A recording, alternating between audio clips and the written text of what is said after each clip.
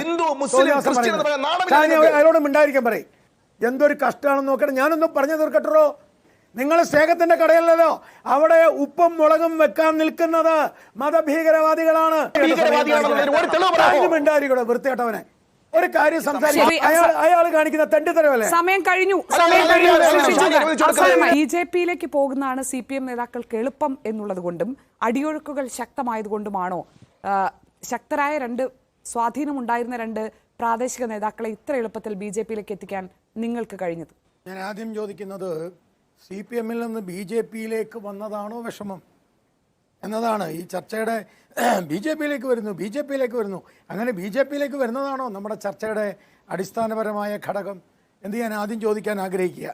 അങ്ങനെയാണെങ്കിൽ ഒന്ന് മനസ്സിലാക്കിക്കൊള്ളുക, ദേശാഭിമാനിയുടെ chief editor ആയിരുന്ന VT ഇന്ദുചൂടൻ മുതൽ 10,000-കണക്കിന് CPM-ന്റെ കേഡർമാർ ഭാരതീയ ജനതാ പാർട്ടിയിൽ ഇന്നലെയും ഇന്നും നാളെയും ചേർന്നുകൊണ്ടിരിക്കുന്നുണ്ട്, ചേരുകയും ചെയ്യും.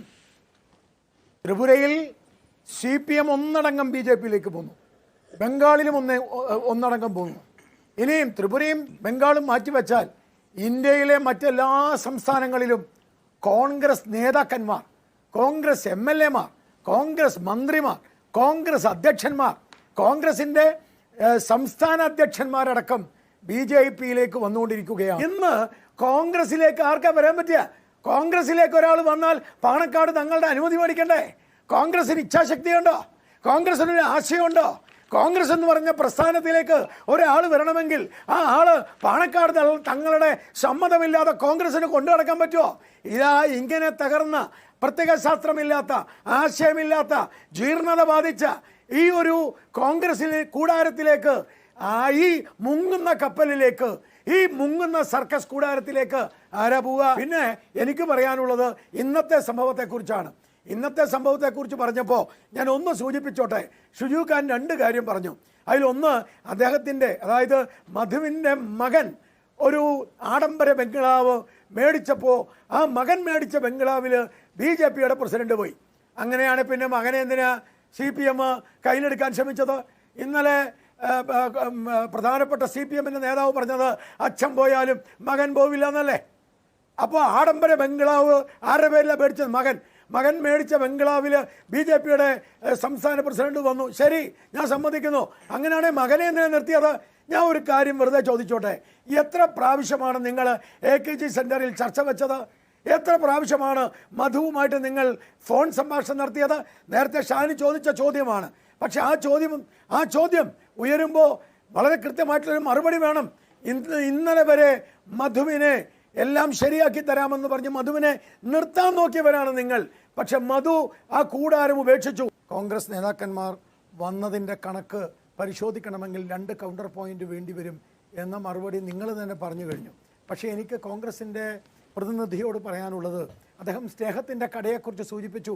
മിസ്റ്റർ, സ്നേഹത്തിൻ്റെ കടയിൽ ഇന്ന് ഉപ്പും മുളകും വിൽക്കാൻ നിൽക്കുന്നത് ആരാ? പണം മേടിക്കാൻ നിൽക്കുന്നത് ആരാ? ഇവിടുത്തെ പാവപ്പെട്ട ഹിന്ദുക്കളോടും ക്രൈസ്തവരോടും അവലും മലരും സൂക്ഷിച്ചോ, കുന്തിരിക്കവും സൂക്ഷിച്ചോ. നിങ്ങളുടെ കാലന്മാർ ആ മത തീവ്രവാദികളാണ് നിൽക്കുന്നത്. മനസ്സിലായോ? പറഞ്ഞു മിണ്ടിയില്ലല്ലോ.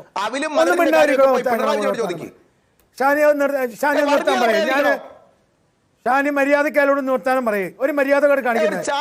ഞാൻ ഇത്ര നേരം സംസാരിച്ചു, നിങ്ങൾ പറഞ്ഞു കേട്ടിരുന്ന ആളാണ്. ഒരു മര്യാദ കാണിക്കരുത്, അതൊരു മര്യാദ കാണിക്കരുത്. അയാളോട് മിണ്ടായിരിക്കാൻ പറയും. അതുകൊണ്ട് ഞാൻ മിണ്ടാണിക്കുമ്പോ സാർ ഞാൻ പറയട്ടെ, അത് കഴിഞ്ഞിട്ട് ഞാൻ പറഞ്ഞോളൂ. നിങ്ങൾ മര്യാദ കാണിക്കണം, വൃത്തിയോട് കാണിക്കുന്നത്. ഒരു മര്യാദയില്ലേ നിങ്ങൾക്ക്? അയാൾക്ക് സംസാരിക്കാൻ, അയാൾ എന്നെ പറയുന്നില്ല. ഇത്ര നേരം ഞാൻ കേട്ടിരുന്നതല്ലേ? ശരി, ഞാൻ പറയട്ടെ മിസ്റ്റർ, ഞാൻ പറയട്ടെ. നിങ്ങൾ മിണ്ടാതിരിക്കൂ. നമ്മൾ തമ്മിൽ ഒരു ഷഫീർ, ഒരു മര്യാദയില്ലേ? നിങ്ങൾ മിണ്ടാതിരിക്കൂ. അതുകൊണ്ട് നിങ്ങളുടെ കടയിൽ, നിങ്ങളുടെ സ്നേഹത്തിൻ, എന്തൊരു കഷ്ടമാണെന്ന് പറയണേ, എന്തൊരു കഷ്ടമാണെന്ന് നോക്കട്ടെ. ഞാനൊന്നും പറഞ്ഞു തീർക്കട്ടോ.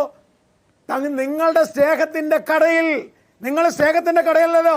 അവിടെ ഉപ്പും മുളകും വെക്കാൻ നിൽക്കുന്നത് മതഭീകരവാദികളാണ്. അവിടെ പണം മേടിക്കാൻ നിൽക്കുന്ന ആ കാഷ്യറുണ്ടല്ലോ, അത് പാണക്കാട് തങ്ങളാ. ഇവരെയൊക്കെ വെച്ചിട്ടാണ് നിങ്ങൾ സ്നേഹത്തിന്റെ കട നടത്തുന്നത്. ആ കടയിൽ BJP ചേരുന്നത്. നിങ്ങൾ നേരത്തെ പറഞ്ഞ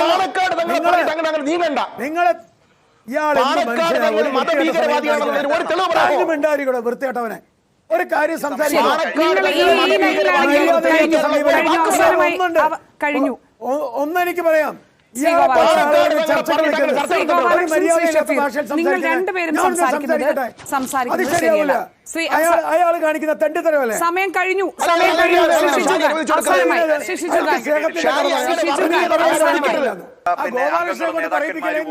ബിജെപിയിലേക്ക് പോയിട്ടില്ല. അദ്ദേഹത്തെ ഏരിയ സെക്രട്ടറി സ്ഥാനത്ത് നിന്ന് ഒഴിവാക്കി. തുടർന്ന് നടപടികൾ സ്വീകരിക്കാൻ പാർട്ടിയുടെ ജില്ലാ കമ്മിറ്റിയും പാർട്ടി ലീഡർഷിപ്പും അക്കാര്യങ്ങൾ തീർച്ചയായിട്ടും തീരുമാനിച്ചു വരികയായിരുന്നു. അതിന് പിന്നെ അദ്ദേഹത്തെ സംബന്ധിച്ച് ഉയർന്നു വന്ന വിഷയങ്ങൾ ഗൗരവതരമാണെന്ന് തന്നെയാണ് പാർട്ടി കണ്ടിട്ടുള്ളത്. ആളുകൾ ഒഴുകുന്നത് അതിൽ വിഷമിച്ചിട്ട് കാര്യമില്ല. അതിലൊരു വിഷമവും വിചാരിച്ചിട്ട് കാര്യമില്ല. നന്ദി ശ്രീ ഗോപാലകൃഷ്ണൻ. ചർച്ചയിൽ